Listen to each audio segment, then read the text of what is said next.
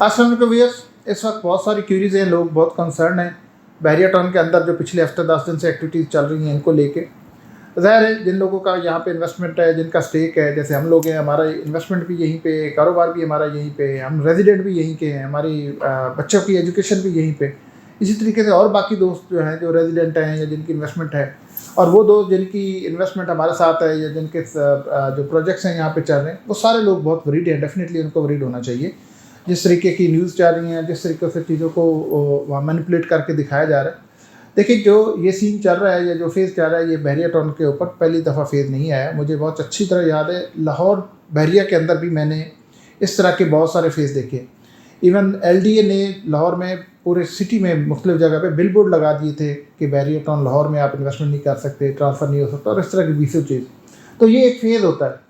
इस फेज़ में, इस इंक्वायरी के फेज़ में, या ये इसके पीछे जो भी एक जिसे कहते हैं वर्किंग हो रही होती है, ये एक फ़ेज़ में चलना होता है। उसके बाद डेफिनेटली चीज़ों ने क्लियर होना होता है। अगर आज हम बहरिया टाउन कराची की बात करते हैं तो यहाँ हज़ारों फैमिलीज रह रही हैं, लाखों लोग यहाँ पे रह रहे हैं, हज़ारों लोगों का यहाँ पे बिजनेसेस है, और करोड़ों अरबों रुपए लोगों के यहाँ लगे हुए हैं, और थर्ड पार्टी इंटरेस्ट यहाँ पे डेवलप हो चुका हुआ है। तो कोई भी स्टेट जो है या गवर्नमेंट जो है, वो लोगों के इंटरेस्ट को सेव करती है, उनकी प्रॉपर्टीज़ को सेव करती है। और अगर कोई क्यूरीज़ है या कोई केस है तो ज़ाहिर है उसकी इंक्वायरी, क्यूरीज, केस तो वो चलते रहते हैं, बट वो एक टाइम होता है, टाइम फेज़ के बाद उन्होंने क्लियर ही होना होता है। वैसे भी जिस लेवल का या जिस स्टैंडर्ड का ये प्रोजेक्ट है, पाकिस्तान के लिए एक रोल मॉडल है, और इस तरह का कोई प्रोजेक्ट नहीं है बहरिया टाउन जैसा। तो ऐसा नहीं है खुदा न खास्ता कि इसके ऊपर कोई ऐसा इम्पैक्ट आ गया या कोई ऐसी इंक्वायरी आ गई है। इससे पहले जितनी भी इंक्वायरीज आती है तो उनका एक प्रेशर होता है, और प्रेशर, अगर मैं इसी बहरिया टाउन कराची की बात करूँ तो जब सुप्रीम कोर्ट का केस जा रहा था तब भी एक इसी लेवल का या शायद इससे भी ज़्यादा सवीर किस्म का वो प्रेशर था।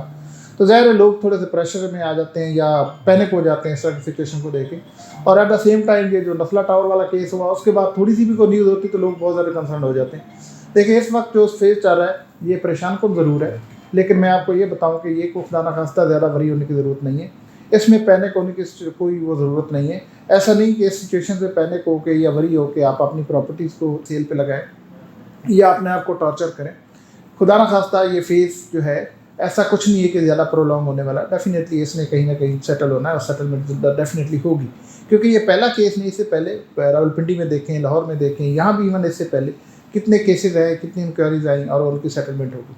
जब तक सेटलमेंट नहीं होती तब तक ये थोड़ा सा होता है। लेकिन मैं उन दोस्तों से मुखातिब हूँ जिनकी यहाँ पे इन्वेस्टमेंट है, जो यहाँ पे कारोबार कर रहे हैं, तो आप प्लीज़ बिल्कुल पैनिक ना हो, बिल्कुल अपने आप को टॉर्चर ना करें। ये फेज़ है, ये जो ही फेज़ गुजरेगा। बल्कि इस तरह का जब भी कोई फेज़ आया बहरिया टाउन के ऊपर, उस फेज़ के बाद यहाँ की प्रॉपर्टीज़ पहले से ज़्यादा बेहतर हुई, उनमें इंक्रीमेंट ज़्यादा आया, क्योंकि वह क्लियरेंस मिल जाती। तो आप होपफुल रहे, किसी किस्म की जिसे कहते हैं परेशानी की ज़रूरत नहीं है। और दूसरा ये है कि जो हम लोग सोशल मीडिया पे वीडियोस बना रहे होते हैं या पोस्ट लगा रहे होते हैं, ज़ाहिर है वो अपनी रीच को बढ़ाने के लिए हम डिफरेंट तरह के उसके ऊपर थंबनेल लगाते हैं ताकि वो एक अट्रैक्शन हो। और बैड लक ये है कि जो जितना नेगेटिव थंबनेल होता है उसकी उतनी ज़्यादा अट्रैक्शन होती है, उसके उतने ज़्यादा व्यूज़ होते हैं।